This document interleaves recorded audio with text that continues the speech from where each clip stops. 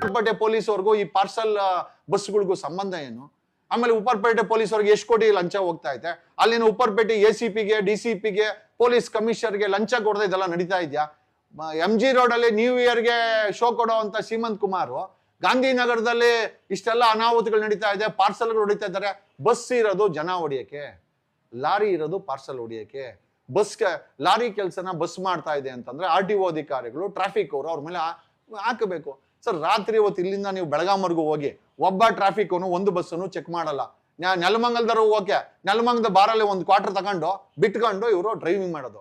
ಒಂದು ಕುಡಿದು ಬಸ್ ಓಡಿಸಿದ್ರೆ ಅಲ್ಲಿರುವಂತ 60 ಜನರ ಜೀವಕ್ಕೆ ನೀವೇ ಅಲ್ವಾ ಜವಾಬ್ದಾರಿ? ಸರ್, ಇವ್ರಗಳನ್ನ ಯಾಕೆ ಚೆಕ್ ಮಾಡಲ್ಲ? ಸರ್, ಒಂದು ID ಕಾರ್ಡ್ ಹಾಕಲ್ಲ ಇವರು, ಯಾರೋ ಬಸ್ಗಳು ಡ್ರೈವರ್ಗಳು ಒಂದು ID ಕಾರ್ಡ್ ಹಾಕಲ್ಲ, ಒಂದು ಯೂನಿಫಾರ್ಮ್ ಹಾಕಲ್ಲ, ಮೇಲೆ ಪಾರ್ಸಲ್ ಇಲ್ಲದೆ ಇವರು ಗಾಡಿ ಓಡಿಸಲ್ಲ. ಸರ್, ಇಷ್ಟೆಲ್ಲ ಅನಧಿಕೃತ ನಡೀತಾ ಇದ್ರೆ ಸರ್ಕಾರ ಸುಮ್ಮನೆ ಇದೆಯಲ್ಲ. ಸೊ ಮಾಧ್ಯಮ ನೀವು ಯಾಕೆ ಬೇಕು ಅಂತ ಕೇಳಿದ್ರಿ. This is what we are doing. We are exposing the core. ನಾವು ರೂಟ್ ಅನ್ನು ಎಕ್ಸ್ಪೋಸ್ ಮಾಡ್ತಾ ಇದ್ದೀವಿ. ಬೇಕಾಗಿದೆ, ಬೇರೆ ಮಾಧ್ಯಮ ಮಾಡ್ಬೇಕಾಗಿತ್ತು, ಮಾಡಿಲ್ಲ, ಈಗ ನಾವು ಮಾಡ್ತಾ ಇದೀವಿ.